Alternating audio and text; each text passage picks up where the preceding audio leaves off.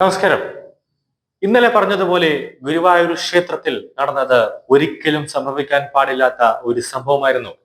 ദേവസ്വം ബോർഡിലെ ഒരു പറ്റം ജീവനക്കാർ ചേർന്ന് തന്ത്രിയും കൂടെ കൂട്ടി എല്ലാ വർഷവും ഗുരുവായൂർ ഏകാദശി സമയത്ത് നടത്തി വരുന്നിരുന്ന ഗുരുവായൂർ ഏകാദശി ഉദ്യാസ്മന പൂജ തന്ത്രിയും ദേവസ്വം ബോർഡിലെ ഭരണസമിതി അംഗങ്ങളും കൂടെ ചേർന്ന് അതിൽ തടസ്സം നിന്നു.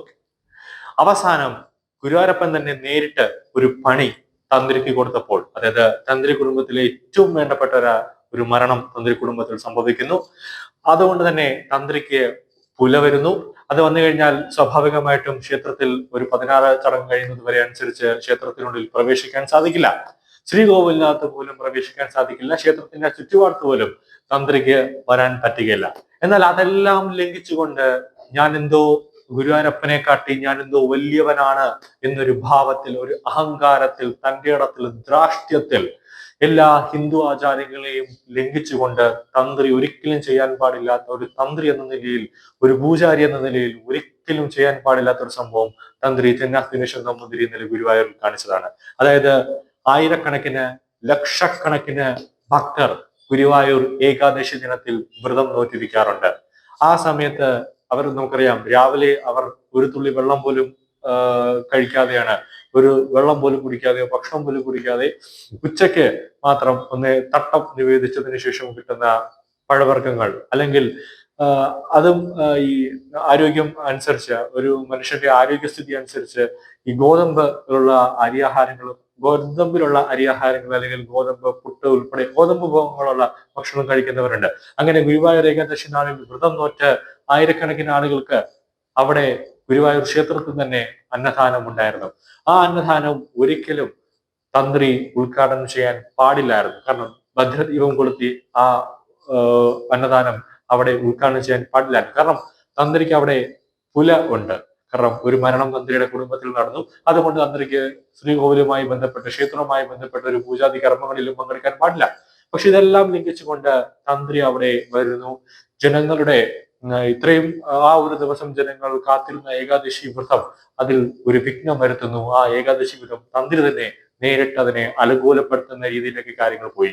ഇന്നലെ ഗുരുവായൂർ ക്ഷേത്രത്തിന്റെ ചുറ്റമ്പലത്തും അതുപോലെ തന്നെ ക്ഷേത്രത്തിന്റെ നടയിലും ഭക്തരുടെ ഒരു വൻ പ്രതിഷേധവും അതുപോലെ തന്നെ പ്രായശ്ചിത്വവും അവിടെ ഭക്തർ തന്നെ നടത്തി. കൂടുതൽ വിവരങ്ങൾ നമുക്ക് നോക്കാം. ഏകാദശി വ്രതം നോറ്റു വന്ന ഭക്തർക്കുള്ള അന്നദാന മണ്ഡപത്തിൽ ഹൈന്ദവ വിശ്വാസപ്രകാരം ഭഗവാന് ഇല വച്ച് ഭക്ഷണം വിളമ്പുന്ന സ്ഥലത്ത് ഔഷധത്തോടെ, അതായത് പുല ആയിട്ടുള്ള തന്ത്രിക്ക് പുലിയായിരുന്നു. അതുകൊണ്ട് തന്നെ ആ തന്ത്രി പ്രവേശിച്ച തന്ത്രി ദിനേശൻ നമ്പൂതിരിപ്പാട് ഭഗവാന്റെ ചിത്രത്തിന് മുന്നിൽ വിളക്ക് തെളിയിച്ചതിനെ തുടർന്ന് വ്രതം നോറ്റ ഭക്തർക്ക് വ്രതശുദ്ധി നഷ്ടപ്പെട്ടതിൽ തദ്ദേശവാസികൾക്ക് ഭഗവാന്റെ കോപം ഭവിക്കാതിരിക്കാനും ഏകാദശി ദിനത്തിലെ ഉദ്യാസ്മന പൂജ ഇല്ലാതാക്കിയ ഗുരുതരമായ ആചാര ലംഘനത്തിൽ തങ്ങൾക്ക് യാതൊരു പങ്കുമില്ല എന്ന് പ്രഖ്യാപിച്ചുകൊണ്ട് ഗുരുവായൂരിൽ ഭക്തജന കൂട്ടായ്മ ഭഗവാന് മുന്നിൽ നാണയക്കിഴിയും എണ്ണപ്പണവും, അതായത് വിളക്കും സമർപ്പിച്ച് വിളിച്ചു ചൊല്ലി പ്രായശ്ചിത്തം ചെയ്തിരിക്കുകയാണ്. ഗുരുവായൂർ ക്ഷേത്ര ഭരണസമിതിയും തന്ത്രിയും ചേർന്ന് ഏകാദശിയിലെ ഉദ്യാസ്മന പൂജ വേണ്ടെന്ന് വെച്ചത് അംഗീകരിക്കാനാകില്ല എന്ന് യോഗക്ഷേമ സഭ അടക്കം പറയുന്നുണ്ട്. ഗുരുവായൂരിലെ ആചാരങ്ങളും അനുഷ്ഠാനങ്ങളും അതേപടി നിലനിർത്തണം. ക്ഷേത്രപൂജ മുടങ്ങിയാൽ ചെയ്യേണ്ട പ്രായശ്ചിത്തങ്ങൾ അടിയന്തരമായി ചെയ്യുകയും മുടങ്ങിയ പൂജകൾ ആവർത്തിക്കുകയും വേണമെന്നാണ് യോഗക്ഷേമ ഇപ്പോൾ പറയുന്നത്. തന്ത്രിയുടെ ചില നടപടികൾ ക്ഷേത്രശുദ്ധിക്ക് കാരണമായിട്ടുണ്ടോ എന്ന് പരിശോധിക്കണമെന്നും പ്രസിഡന്റ് അക്കിരമൺ കാളിദാസ ഭട്ടതിരിപ്പാടും ജനറൽ സെക്രട്ടറി കൊടുംകുന്ന കൃഷ്ണൻ പോറ്റിയും ആവശ്യപ്പെടുന്നുണ്ട്. ജഗദ്ഗുരു ശങ്കരാചാര്യ മിത്താണെന്ന് തന്ത്രി ദിനേശൻ നമ്പൂതിരിപ്പാടിന്റെ നിലപാട് യോഗക്ഷേമ സഭ ശക്തമായി പ്രതിഷേധം അറിയിച്ചിട്ടുണ്ട്. ശങ്കരഭാഷാകർത്താവായ ശ്രീ ശങ്കരാചാര്യരെ തള്ളിപ്പറഞ്ഞ തന്ത്രി ഹൈന്ദവ സമൂഹത്തിന് അങ്ങേയറ്റം അപമാനമാണ്. ഗുരുവായൂരിലെ ആചാര ലംഘനങ്ങൾ ഒഴിവാക്കാൻ ഉത്തരവാദിത്തപ്പെട്ടവർ ശ്രമിക്കണമെന്നും ഇരുവരും കൂട്ടിച്ചേർത്തു. ഗുരുവായൂരിൽ ഏകാദശിയുടെ കാര്യത്തിൽ തന്ത്രിയെ പോലെ ആചാര പദവിയിൽ ഇരിക്കുന്നവരിൽ നിന്നും ആചാര ലംഘനം ഉണ്ടാകുന്നത് ഗുരുതരമായ ഒരു വീഴ്ച തന്നെയാണ്. അതും അഖില കേരള ജ്യോതിശാസ്ത്ര മണ്ഡലം ഉൾപ്പെടെ തന്ത്രിമഠം ഇപ്പോൾ രൂക്ഷ വിമർശനവുമായി തന്നെ രംഗത്തെത്തുന്നുണ്ട്. ഏകാദശി ദിവസം പുല ബാധിച്ച തന്ത്രി 10,000-കണക്കിന് ഭക്തജനങ്ങൾക്കുള്ള അന്നദാന സമർപ്പണത്തിന് വിളക്ക് കൊളുത്തി ഉദ്ഘാടനം ചെയ്തു എന്ന വാർത്ത വസ്തുതയാണെങ്കിൽ പങ്കെടുത്ത ഭക്തർക്ക് അശുദ്ധി ഉണ്ടാകും തന്നെ ചെയ്യും. അവരും ഭരണസമിതി അംഗങ്ങളും പിന്നീട് ക്ഷേത്രത്തിൽ പ്രവേശിക്കാൻ സാധ്യതയുണ്ട്. ഇത് അനിഷ്ട സംഭവമാണ്. അതിൽ കൃത്യമായ ശുദ്ധിക്രിയകളും മറ്റു പരിഹാരങ്ങളും ഉണ്ടാകണമെന്ന് ജ്യോതിശാസ്ത്ര മണ്ഡലം ആവശ്യപ്പെട്ടു. ആചാരമായ അഭിപ്രായ വ്യത്യാസങ്ങൾ ഉണ്ടാകുമ്പോൾ ആചാര്യ സമൂഹത്തിൽ നിന്നും അഭിപ്രായങ്ങൾ തേടി സമന്വയത്തിലെത്താനുള്ള സാഹചര്യം സൃഷ്ടിക്കാൻ ദേവസ്വം ബോർഡ് സാധിക്കാത്തത് ദൗർഭാഗ്യകരമാണെന്നും അഖില കേരള ജ്യോതിശാസ്ത്ര മണ്ഡലം സംസ്ഥാന president doctor K Balakrishnan Warrier പറഞ്ഞു. ഗുരുവായൂരിൽ ദേവസ്വം ബോർഡ് ചെയ്യുന്നത് അവർക്ക് ഏറ്റവും ആവശ്യം പണമാണ്. ഭക്തജനങ്ങൾ ഗുരുവായൂരപ്പന്, അതായത് കൃഷ്ണന് കാണിക്കയായി സമർപ്പിക്കുന്ന അല്ലെങ്കിൽ കൈനീട്ടമായി കാണിക്കയായി സമർപ്പിക്കുന്ന ഗുരുവായൂരപ്പന്റെ മുന്നിൽ സമർപ്പിക്കുന്ന വാഴക്കൊല്ലുകളാകട്ടെ, അരികളാകട്ടെ, ബാക്കി വസ്ത്രങ്ങളാകട്ടെ, ഇതെല്ലാം നിശ്ചിത ഒരു സമയം കഴിയുമ്പോൾ രാത്രിയാവുന്ന ഒരു 7:30 ആവുന്ന സമയത്ത് ഇത് ഭക്തജനങ്ങൾക്ക് തന്നെ ഇവർ ലേലം വെച്ച് കൊടുക്കുകയാണ്. വലിയ വിലയ്ക്ക്, കൂടിയ വിലയ്ക്ക് ഇവർ അത് ലേലം വെച്ച് കൊടുക്കുന്നു. അതായത് ദേവസ്വം ബോർഡിന് വരുമാനം മാത്രം ലക്ഷ്യമിട്ടുകൊണ്ടാണ് നിൽക്കുന്നത്.